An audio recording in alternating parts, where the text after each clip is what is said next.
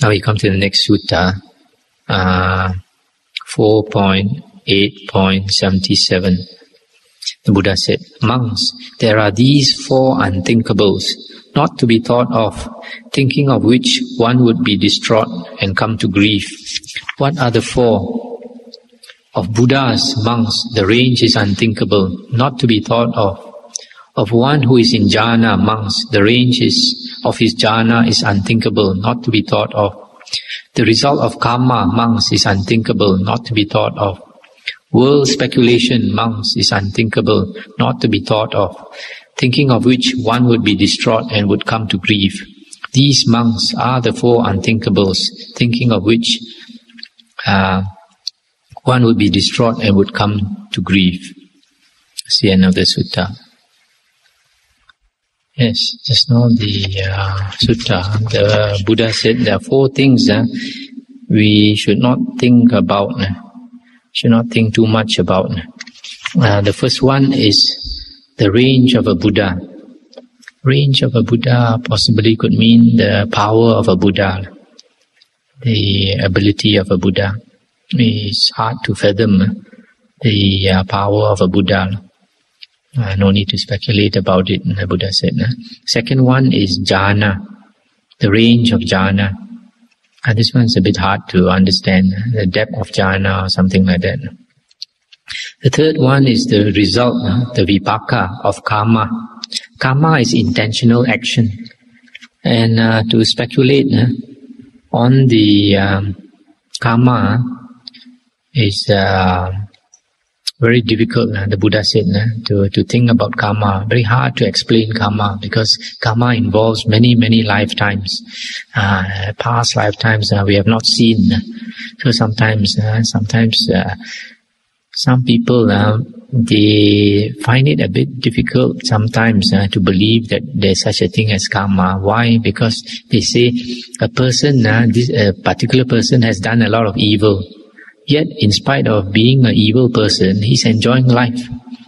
And this is one of those things, because we haven't seen his past karma. In the past, he might have done a lot of good. People can change, people often change. For example, a person when he's poor, he's very hardworking, very humble, and all the good qualities you can find, because he's low.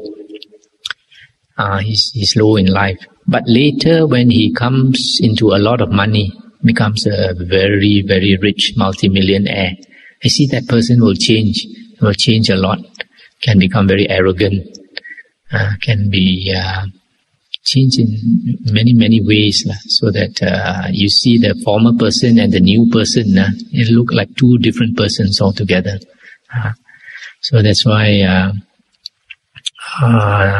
it's very hard to see that a person, you see him doing evil, but in the past he might have been a very virtuous person.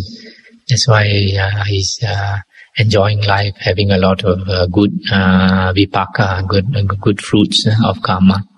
So the Buddha said the result of karma, and don't speculate too much about karma. The fourth one is world speculation, about the future of the world. It's something that Buddha said no point to think about. Things happen that are quite unexpected, like people never expected USSR, Soviet Union, to break up.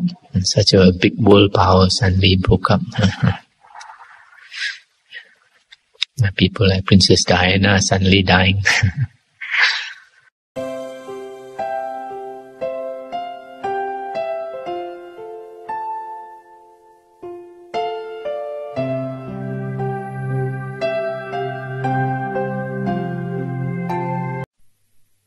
Sutta 9.4.38. Now 2 Brahmins skilled in metaphysics, or the philosophy of mind, visited the Exalted One, and after greeting him and exchanging the usual compliments, sat down at one side. So seated, they said this to him: Master Gotama, Purana Kassapa, all-knowing, all-seeing, professes unlimited knowledge and vision, saying, whether I walk, stand, sleep, or wait, always, ever, knowledge and vision are present. And he has thus declared, with infinite knowledge I abide, knowing, seeing a finite world. Master Gotama, the Niganta Nataputta, all-knowing, all-seeing, also professes unlimited knowledge and vision in like words. But he has declared thus, with infinite knowledge I abide, knowing, seeing an infinite world. Of these two talkers on knowledge, Master Gotama, of these two who contradict each other, which of the two speaks the truth, which lies? And the Buddha said, enough, Brahmins, which speaks the truth, which lies, let it be. I will teach you Dhamma, Brahmins. Listen, pay heed, I will speak. I just stopped here for a while. These two external ascetic leaders mentioned here, Purana Kassapa and Niganta Nataputta, the Jain, they are two of 6 well-known as external sect teachers during the time of the Buddha. And Purana Kassapa said that he has infinite knowledge, knowing and seeing a finite world, whereas Niganta Nataputta says that he has infinite knowledge, knowing and seeing an infinite world. So these two Brahmins, they asked the Buddha, one says that the world is finite, the other one says that the world is infinite, which means that they contradict each other. So the Brahmins wanted to know which one was speaking the truth and which one was lying. But the Buddha, instead of telling them plainly that the two of them were lying, the Buddha decided to just ignore the questions and teach them Dhamma, because if he spoke the truth and said that the two were lying, these two Brahmins may not believe him because they are not actually disciples of the Buddha yet. And why are they lying? Because they are saying that whether they walk, stand, sleep or awake, always, all the time, knowledge and vision are present in them. But in another sutta, the Buddha has said that this is not possible. It is not possible for a being, for a person to know everything all the time.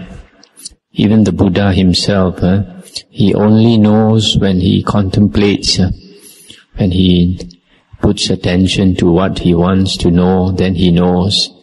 If he does not want to know, for example, much of the time the Buddha spends in meditation, in deep meditation states, and a lot of things that goes on in the world he does not know because he's not much bothered to know. And because of that, sometimes, quite often, devas have to come and inform the Buddha, for example, that Devadatta, one of his former disciples, is planning to kill him or something. So the sutta continues. So, yes, sir, they replied. That means the Brahmins replied.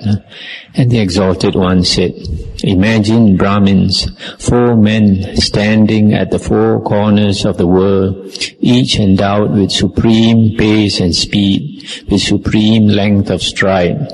As an archer, mighty with bow, skilled, deft, a marksman, may wing with ease a slender shaft across a palm tree's shadow. Let such be their speed. As western sea from eastern sea, such their stride. Now suppose the man standing at the eastern corner were to say, by walking I'll reach the end of the world. Though man spend lifespan were 100 years, and he lived 100 years, and walked for 100 years, except when eating, drinking, chewing, munching, answering nature's calls, and dispelling fatigue by sleep, he would die before he reached the end of the world. And suppose a man at the western corner, at the northern corner, and the man at the southern corner were to say likewise, though each walked for 100 years, except when eating and so forth, they would die before they reached the end of the world. And why? Not Brahmins, by such journeys do I declare that the world's end may be known, seen, reached. Yet I declare, Brahmins, that without reaching the end of the world, there is no ending of ill. I stop here for a moment. The Buddha is saying, suppose 4 persons, they can walk with extremely fast speed, and their strides, if they took one step, they could go from the western sea to the eastern sea. Such great is their stride, and their speed, like arrow shot by an expert archer, very fast. Yet if they kept walking for 100 years, they would not be able to reach the end of the world. Why? Because the world, space has no limits. You can't find the boundaries of space. That's why they keep on walking or flying. They can never reach the end of the world. There is a similar sutta called the Rohitassa Sutta. I think we have come across that sutta before. I think under the Book of the Force. It is also found in the Samyutta Nikaya, where a deva came to ask the Buddha whether by flying he could get out of the world, reach the end of the world. And the Buddha said, it is not possible. So the Buddha continues, Brahmins, these 5 strands of sense desire are called the world in the code of the Aryan. What 5? Shapes cognized by the eye, longed for, alluring, pleasurable, lovely, bound up with passion and desire. Sounds cognized by the ear, smells by the nose, taste by the tongue, contacts cognized by the touch, longed for, alluring, pleasurable, lovely, bound up with passion and desire. These are the 5 strands of sense desire, Brahmins. I stop here for a moment. Why are the 5 strands of sense desire called the world? Because if we examine carefully, where is the world? We would have to say, we know a world exists because of seeing the forms in the world, hearing the sounds in the world, smelling the smells in the world, tasting the taste in the world, and touching the things in the world, contacts in the world. So because of these 5 senses, the world arises to us. Without the 5 senses, there is no world. That is why the 5 strands of sense desire are called the world in the Aryan code. And the Buddha continues, now consider, Brahmins, the monk who, aloof from sense desire, enters and abides in the first jhana. He is said to have come to the world's end and abide at the world's end. And some say thus of him, this one is still world-bound, still not gone out from the world. I too say this of him, he is still world-bound, still not gone out from the world.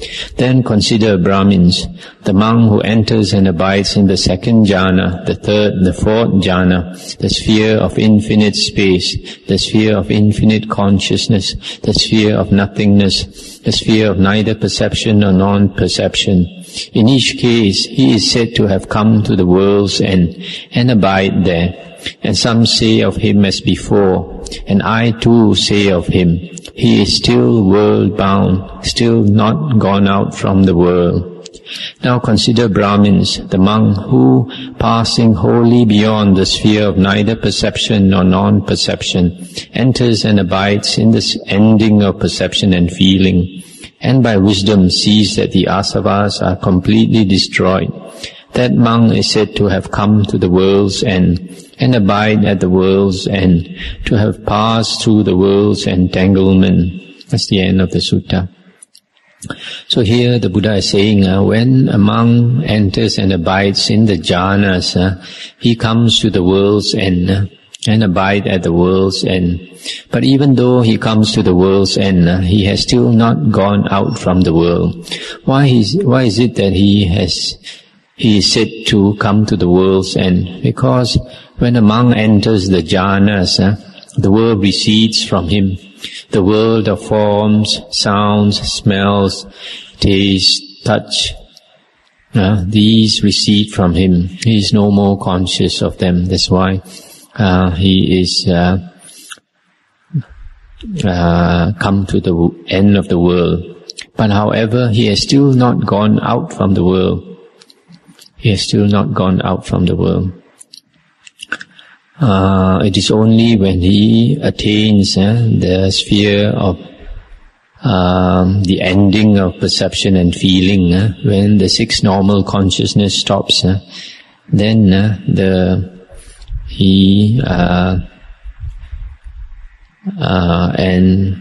when the asavas are destroyed, then he has not only come to the world's end, he has gone out of the world.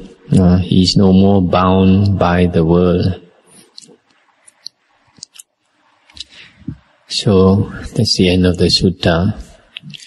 So from here you can see that the samatha meditation is very important, tranquilization of the mind, because to get out of the world we have to practice samatha. Even before the getting out of the world, to come to the end of the world, to abide at the world's end, we have to attain the jhanas. So samatha practice, the meditation, samatha meditation is very much the Buddha's teachings.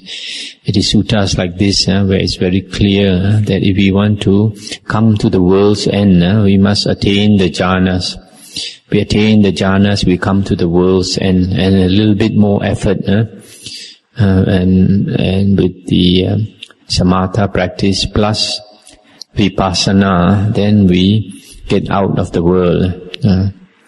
So samatha and vipassana, they go hand in hand. You cannot separate samatha from vipassana practice. Both are required in the Aryan Eightfold Path as the seventh and the eighth factor. Seventh is the right mindfulness, which is vipassana practice, and the eighth is right concentration, which is samatha practice for attaining the jhanas.